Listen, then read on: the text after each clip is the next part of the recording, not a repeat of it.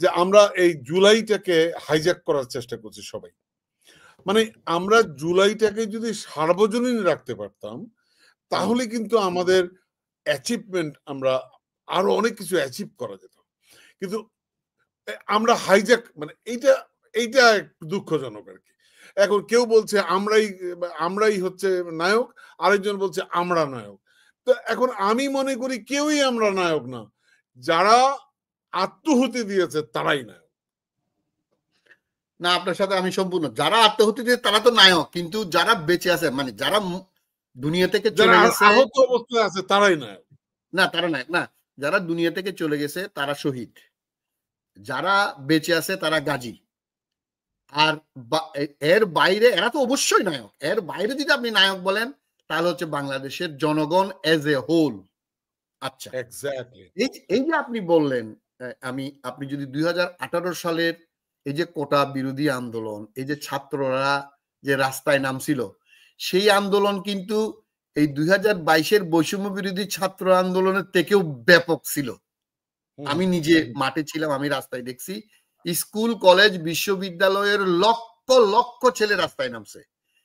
এবং আপনি এই যে তোফায়েল আহমেদের মতো মন্ত্রী, বিচারপতি, স্বরাষ্ট্রমন্ত্রী, পুলিশের আইজি, ডিসি এদেরকে বলছে তোমার লাইসেন্স দেখাও, তোমার লাইসেন্স আছে, ট্রাফিক আইন মানো। আপনি দেখছেন তো অনেক মন্ত্রীকেও নাজেহাল করছে। কিন্তু সেই আন্দোলন এটা থেকে আমি মনে করি কয়েক গুণ, শুধু না আমি মনে করি 100 গুণ বেশি হলেও সেটাকে রাজনৈতিকভাবে কাজে লাগাইতে পারে নাই বিএনপি বা অন্যান্য রাজনৈতিক দল, এবং এটা তাদের বড় ব্যর্থতা ছিল। এবং সেটা 2018 সালে হাসিনার পতন হয়ে যেতে পারত। এটা কিন্তু আপনার এই যে কালো ভোট, এই যে রাতের ভোট হাসিনার, এই রাতের ভোটের আগের কয়েক মাস আগের ঘটনা।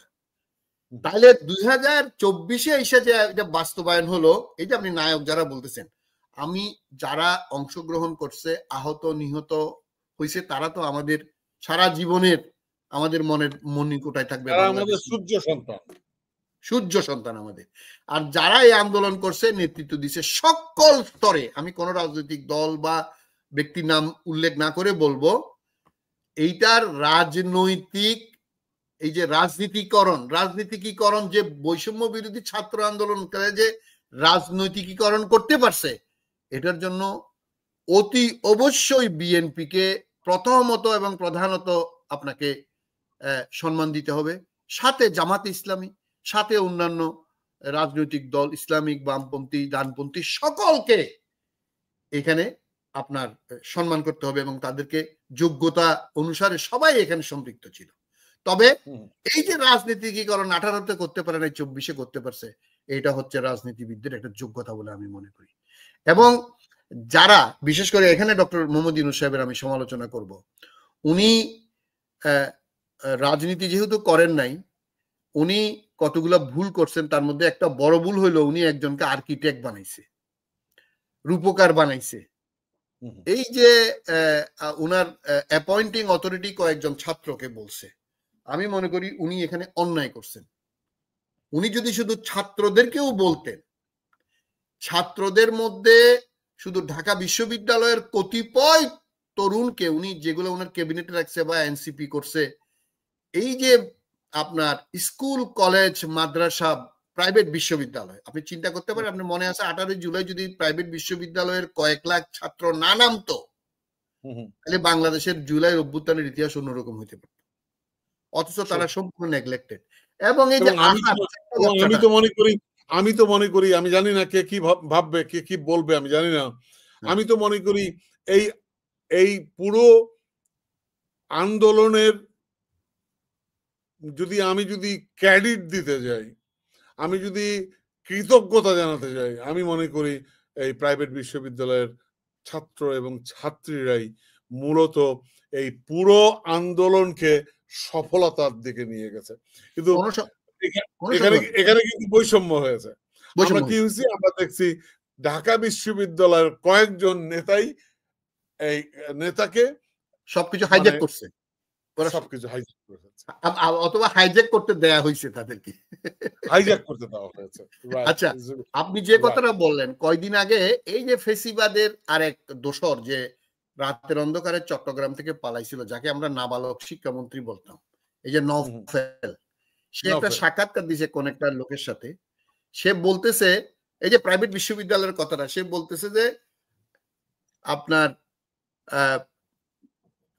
অত্যন্ত দুরভিসন্ধিমূলক ভাবে এই প্রাইভেট বিশ্ববিদ্যালয়ের ছেলে মেয়েদেরকে মৃত্যুর মুখে ঠেলে দেওয়ার মাধ্যমে বাংলাদেশের মধ্যবিত্ত উচ্চ মধ্যবিত্তর লোকজনকে হত্যা করার কারণে, খুব সম্ভবত 34 জন হত্যা হয়েছে গতকাল আমি দেখলাম। 18 জুলাই বিএনপির যে আপনার 36 দিনব্যাপী যে প্রোগ্রাম, সেখানে দেখলাম 18 জুলাই রাখছে যে প্রাইভেট বিশ্ববিদ্যালয় ছাত্র হত্যা দিবস। আমি বিএনপিকে অত্যন্ত ধন্যবাদ দিব।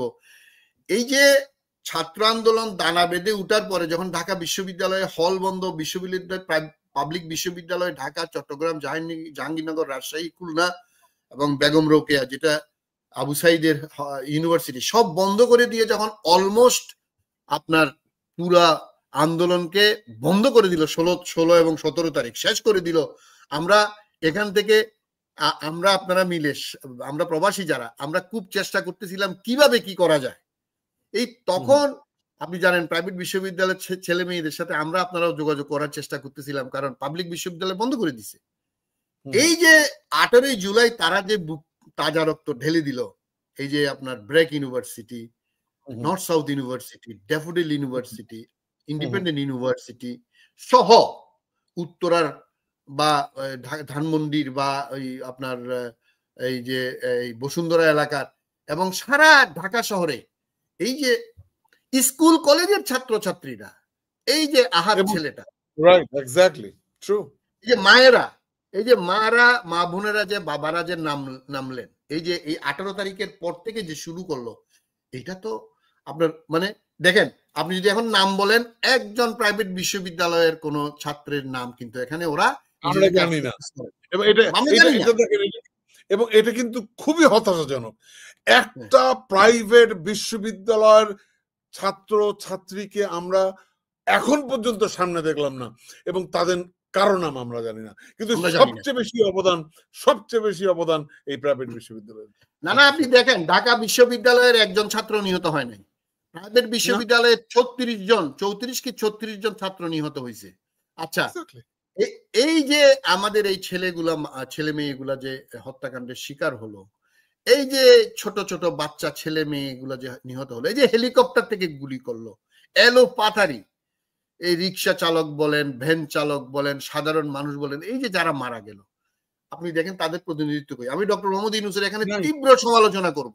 আপনি প্রাইভেট বিশ্ববিদ্যালয়ের এবং এই যে স্কুল কলেজের এই যে সাধারণ মানুষগুলার খোঁজ খবর একটু নেন। শুধু আমাদের সবাই আবু সাইদের কিলিং ওয়াজ এ টার্নিং পয়েন্ট। তাকে তো মানে প্রথম আমরা শহীদ বলবো, অবশ্যই আবু সাইদ দিবস একটা স্পেশাল ডে। মুগ্ধ, ওয়াসিম আকরাম, এই যে সবাই আমাদের মহানায়ক, এরা আমাদের শহীদ। কিন্তু প্রাইভেট বিশ্ববিদ্যালয়ে দেখেন, এবং এই যে সাধারণ মানুষগুলো যে মারা গেল, একটা ছোট্ট মেয়ে, এই যে সম্ভবত গুপি তার মেয়েটার নাম, আমাদের এক হিন্দু ভদ্রলোকের মেয়ে, এই যে তার বয়স ছিল মনে হয় 4 বছর। এই যে বাচ্চাগুলা যে মেরে ফেললো, এই যে হাসিনা নামক এই যে ড্রাকুলা, এই যে খায় না, এর পতন আজকে যদি আপনি আমাকে বলেন টিটু ভাই, আমরা অনেক আশা করতেছি, করব, অনেক আমাদের প্রাপ্তি থাকবে না, কিন্তু at the end of the day এই যে ভালনারেবল পজিশনে আমাদের প্রাপ্তি অনেক আছে।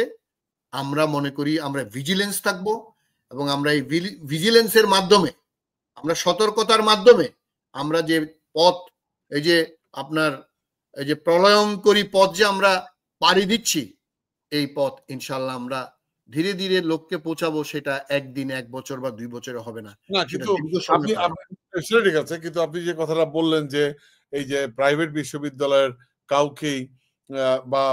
কাউকেই এই যে রিকগনাইজ করা হলো না, তাদের অবদানটাকে আমরা সেভাবে ইউনিসেফ করতে পারলেন। আচ্ছা।